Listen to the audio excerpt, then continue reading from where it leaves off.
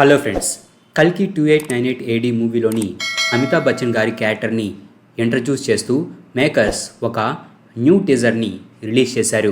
And ఈ teaser చాలా బాగుంది. అశ్వత్థామగా అమితాబ్ గారి లుక్ అదిరిపోయింది. అలాగే టీజర్ని మల్టిపుల్ లాంగ్వేజెస్లో వేరువేరుగా రిలీజ్ చేయకుండా ఒక్క టీజర్లోనే డిఫరెంట్ లాంగ్వేజెస్ ఉండేలా రిలీజ్ చేశారు. ఈ టీజర్లో అమితాబ్ బచ్చన్ గారి అశ్వత్థామ క్యారెక్టర్తో పాటు రాయా అనే కిడ్ క్యారెక్టర్ కూడా కనిపిస్తుంది. ఈ కల్కి 2898 ఏడీ కథ మహాభారతం టైం నుంచి కలియుగం ఎండ్ వరకు ఉండబోతుంది. అండ్ మహాభారతంకి సంబంధించిన రెఫరెన్సెస్ మనకు ఈ మూవీలో చాలా చూపించబోతున్నారు. టీజర్ స్టార్టింగ్లో మనకు అమితాబ్ బచ్చన్ గారి అశ్వత్థామ క్యారెక్టర్ కనిపిస్తుంది. మహాభారతంలో పాండవులు అండ్ కౌరవులకు గురువైన ద్రోణాచార్యుని కొడుకే ఈ అశ్వత్థాముడు. అలాగే కౌరవులలో పెద్దవాడైన దుర్యోధనుడికి స్నేహితుడు కూడా. పాండవులు అండ్ కౌరవులతో కలిసి అశ్వత్థాముడు కూడా తన తండ్రి దగ్గర నుంచి యుద్ధ విద్యలు నేర్చుకుంటాడు. అశ్వత్థాముడు పుట్టినప్పుడు నుదిటి మీద ఒక పవర్ఫుల్ జెమ్తో పుడతాడు. ఆ జెమ్ అతన్ని ఆకలి, దాహం, అలసట, ఓల్డేజ్, వ్యాధులు, వెపన్స్ అండ్ దేవతల నుంచి రక్షిస్తుంది. సో బేసిక్గా ఆ జెమ్ అతన్ని ఇమ్మోర్టల్ చేస్తుంది. అలాగే ఇతను మహాశివ భక్తుడు కూడా.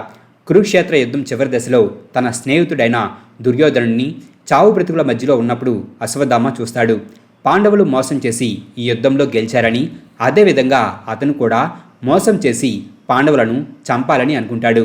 అలా అశ్వత్థాముడు కృపాచార్య అండ్ కృతవర్మలతో కలిసి అర్ధరాత్రి పాండవుల శిబిరంలోకి ప్రవేశించి భీష్ముడు చనిపోవడానికి కారణమైన శిఖండితో పాటు చాలామందిని చంపుతారు. అలాగే నిద్రపోతున్న పాండవుల కొడుకులైన ప్రతివింజుడు, శృతసోముడు, శృతకర్ముడు, శతానీకుడు, శృతసేనుడులను చీకటిలో పాండవులుగా భావించి అశ్వత్థాముడు వారిని చంపుతాడు. ఆ తర్వాత ఆ శిబిరంకి నిప్పంటిస్తారు. అండ్ కొన్ని గ్రంథాలలో అశ్వత్థాముడు కావాలనే పాండవుల వంశాన్ని అంతం చేయాలనే ఉప పాండవులను చంపాడని ఉంది. అండ్ ఈ ఊచకోత సమయంలో పాండవులు ఆ శిబిరంలో ఉండరు. అండ్ వారు తిరిగి వచ్చిన తర్వాత చనిపోయి పడి ఉన్న వారి కొడుకులను చూసి పాండవులు, ద్రౌపది చాలా బాధపడతారు. అండ్ వారి శరీరంపై ఉన్న బాణాలు అశ్వత్థాముడు అని అర్జునుడు గుర్తుపడతాడు. ఈ సంఘటన తర్వాత వేద వ్యాసుడు ద్వారా పాండవులు చనిపోలేదని అశ్వత్థాముడికి తెలుస్తుంది. దాంతో అతను పాండవులను చంపడానికి బ్రహ్మాస్త్రాన్ని ప్రయోగించడానికి సిద్ధమవుతాడు. అప్పుడు అర్జునుడు కూడా తన దగ్గరున్న బ్రహ్మాస్త్రాన్ని ప్రయోగించడానికి సిద్ధమవుతాడు. అయితే వ్యాసుడు కలగజేసుకొని ఈ వెపన్స్ వల్ల వరల్డ్ డిస్ట్రాయ్ అవుతుందని, అవి ఎంత ప్రమాదకరమో చెప్పి వారిద్దరిని వారి వెపన్స్ని వెనుకకు తీసుకోమని చెబుతాడు. దాంతో అర్జునుడు తన ఆయుధాన్ని వెనుకకు తీసుకుంటాడు. కానీ అశ్వత్థామకు బ్రహ్మాస్త్రాన్ని ప్రయోగించడమే తెలుసు, కానీ దానిని వెనుకకు తీసుకోవడం తెలీదు. దాంతో వ్యాసుడు ఆ వెపన్ యొక్క మార్గాన్ని మార్చమని చెబుతాడు. అప్పుడు అశ్వత్థాముడు పాండవుల వంశాన్ని అందం చేయాలని ప్రెగ్నెంట్గా ఉన్న ఉత్తర గర్భం వైపు తన ఆయుధాన్ని మళ్లిస్తాడు. దాని వలన గర్భంలోనే ఆ శిశువు చనిపోతుంది. ఇది చూసిన శ్రీకృష్ణుడికి చాలా కోపం వస్తుంది. అశ్వత్థామ నుదిటి మీద ఉన్న జమ్ని తీసుకొని కలియుగం అంతమయ్యే వరకు తన ఫోర్ హెడ్కి ఉన్న గాయం, అలాగే అతనికి అయ్యే గాయాలు మానకుండా ఆ గాయాల నుంచి చీము అండ్ నెత్తురు వస్తూ ఆ బాధని అనుభవిస్తూ మరణించకుండా ఈ భూమిపై తిరుగుతూ ఉండమని శపిస్తాడు. అలాగే శ్రీకృష్ణుడు బ్రహ్మాస్త్రం వలన ఉత్తర గర్భంలోనే చనిపోయిన శిశువుని బ్రతికించి చావుని జయించి మళ్ళీ పుట్టిన కారణంగా ఆ బిడ్డకు పరీక్షత్ అని పేరు పెడతాడు. అలా అశ్వత్థాముడు ఇమ్మోర్టల్గా ఇప్పటికీ ప్రాణాలతో జీవించి ఉన్న 7 చిరంజీవులలో ఒకడయ్యాడు. ఈ షాట్లో మనకు అశ్వత్థాముడు శివునికి పూజ చేస్తూ కనిపిస్తాడు. అండ్ ఇక్కడ మీరు చూడవచ్చు, అతని నుదిటి మీద రెడ్ కలర్లో ఒక గుర్తు కనిపిస్తుంది. అది ఆ జెమ్ లేకపోవడం వలన ఆ ప్లేస్ నుంచి వచ్చే బ్లడ్. ఆ తర్వాత షాట్లో మనకు అమితాబ్ గారు యంగ్ లుక్లో కనిపిస్తారు. ఇక్కడ డీఏజింగ్ టెక్నాలజీని యూజ్ చేశారు. ఈ టెక్నాలజీని యూజ్ చేసి అమితాబ్ గారిని యంగ్ లుక్లో చాలా బాగా చూపించారు. అండ్ ఈ షాట్ కురుక్షేత్ర యుద్ధం సమయంకి చెందింది.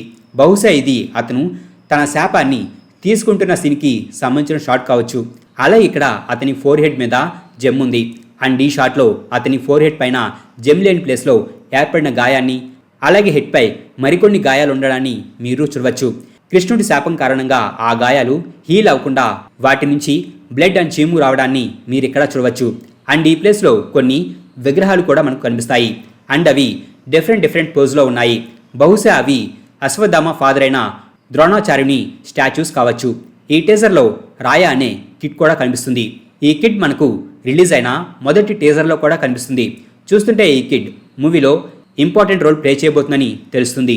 ఎందుకంటే ఇంతకుముందు టీజర్ బ్రేక్డౌన్ వీడియోలో నేను ఒక పాయింట్ చెప్పాను. అదేమిటంటే మూవీలో విలన్ గ్రూప్ చిన్నపిల్లల్ని బలవంతంగా వారి ఫ్యామిలీస్ దగ్గర నుంచి తీసుకొని వెళ్తారు, ముఖ్యంగా గర్ల్స్ని. అయితే చూస్తుంటే ఇక్కడ ఈమె వారి నుంచి తప్పించుకోవడానికి ఇలా బాయ్ లుక్లో కనిపిస్తున్నట్లుగా ఉంది. అయితే ఈమె గర్ల్ అని తెలిసి విలన్ గ్రూప్ ఈ కిడ్ని వెంబడించడంతో ఈ కిడ్ ఇలా పారిపోయి చివరికి అశ్వత్థామ ఉంటున్న ఈ ప్లేస్కి చేరుకొని ఉండవచ్చు. ఆ తర్వాత అశ్వత్థామ వారి నుంచి ఆ కిడ్ని కాపాడి ఉండవచ్చు. ఆ ప్రాసెస్లోనే అతనికి బుల్లెట్ గాయం అయి ఉండవచ్చు. అలాగే ఇక్కడ అతనికి బుల్లెట్ గాయం అయింది, బ్లడ్ వస్తుంది, కానీ శాపం కారణంగా అతను మరణించడు. అలాగే ఇక్కడ వారి మీద అటాక్ చేసింది రైడర్స్ అని ఆ కిడ్ చెబుతుంది. ఇంతకుముందు టీజర్లో విలన్ గ్రూప్కి చెందిన కొంతమంది గన్స్ పట్టుకొని మనకు కనిపిస్తారు. సో వారిని రైడర్స్ అంటారని ఈ టీజర్తో రివీల్ చేశారు. అలాగే ఈ కిడ్ రైట్ హ్యాండ్కి ఒక డివైస్ ఉంది. చూడడానికి అది ఒక కమ్యూనికేషన్ డివైస్ లాగా కనిపిస్తుంది. అలాగే టీజర్ స్టార్టింగ్ నుంచి కూడా మనకు ఆ ప్లేస్లో ఉన్న శివలింగం మీద వాటర్ డ్రాప్స్ పడుతూ ఉండడాన్ని చూపిస్తారు. కానీ ఒక సమయంలో ఆ వాటర్ డ్రాప్స్ పడడం సడన్గా ఆగిపోతాయి. అండ్ అది గమనించిన అశ్వత్థామ తన సమయం వచ్చిందని చెబుతాడు. సో ఎప్పుడైతే ఆ శివలింగం మీద నీళ్లు పడడం ఆగిపోతాయో అప్పుడు అతను తన ఆఖరి బ్యాటిల్లో పాల్గొనే సమయం వచ్చినట్టు. అండ్ ఈ షాట్లో అశ్వత్థామ చేతిలో ఒక రాయి ఉంది అండ్ అది బ్రేక్ అయి ఉంది. మేబీ ఆ రాయిలో అశ్వత్థామ ఫోర్ హెడ్కి ఉండే జెమ్ ఉండుండవచ్చు. సో అతను యుద్ధంలో పాల్గొనే సమయం రావడంతో ఆ రాయి బ్రేక్ అయి దాంతో అతను తన జెమ్ని తిరిగి తన ఫోర్ హెడ్ మీద పెట్టుకోవడానికి అర్హత పొంది ఉండవచ్చు. అండ్ ఈ షాట్లో ఆ కిట్ కలర్లో ఒక గ్లో కనిపిస్తుంది. అది అశ్వత్థామ తిరిగి తన ఫోర్ హెడ్ మీద ఆ జెమ్ని పెట్టుకున్నప్పుడు వచ్చే వెలుగై ఉండవచ్చు. ఇక చివరిగా అశ్వత్థామ తను ఎవరో చెప్పి ఆ ప్లేస్ని విడిచిపెట్టి వెళ్తాడు. ఈ సీన్లో తన ఫోర్ హెడ్ పైన జెమ్ ఉంటుంది అండ్ అది గ్లో అవుతూ ఉంటుంది. అలాగే మీరు ఇక్కడ అతని ఫేస్ని గనుక గమనిస్తే ఇంతకుముందు తన ఫేస్ మీద ఉన్న గాయాలన్నీ మాయమై ఉంటాయి. సో ఆ జెమ్ వలన ఇన్ని సంవత్సరాలుగా అతనికి ఉన్న గాయాలన్నీ హీల్ అయ్యాయి. అంతేకాదు జెమ్ పెట్టుకున్న తర్వాత అశ్వత్థామ మరింత యాక్టివ్గా కనిపిస్తాడు. సో ఆ జెమ్ అతన్ని మరింత పవర్ఫుల్గా చేసిందని తెలుస్తుంది. అలాగే జెమ్ పెట్టుకోకముందు అశ్వత్థామ తన ఫేస్ని ఒక క్లాత్తో కవర్ చేసుకుంటాడు. ఎందుకంటే గాయాలతో అతని ఫేస్ అండ్ శరీరం అంతా పాడై ఉంటుంది.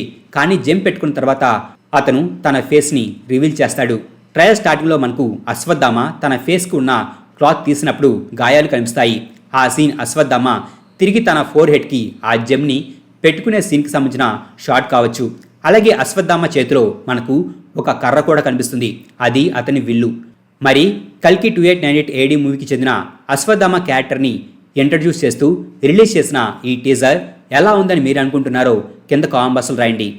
మా ఈ వీడియో మీకు నచ్చినట్లయితే ప్లీజ్ లైక్ చేయండి, షేర్ చేయండి. మా ఛానల్ని మీరు ఇంకా సబ్స్క్రైబ్ చేసుకున్నట్లయితే ప్లీజ్ మా ఛానల్ని సబ్స్క్రైబ్ చేసుకోండి. అలాగే మా వీడియోస్ నోటిఫికేషన్ రూపంలో మీకు ఎప్పటికప్పుడు అప్డేట్స్గా రావాలంటే పక్కనున్న బెల్ ఐకాన్ క్లిక్ చేయండి.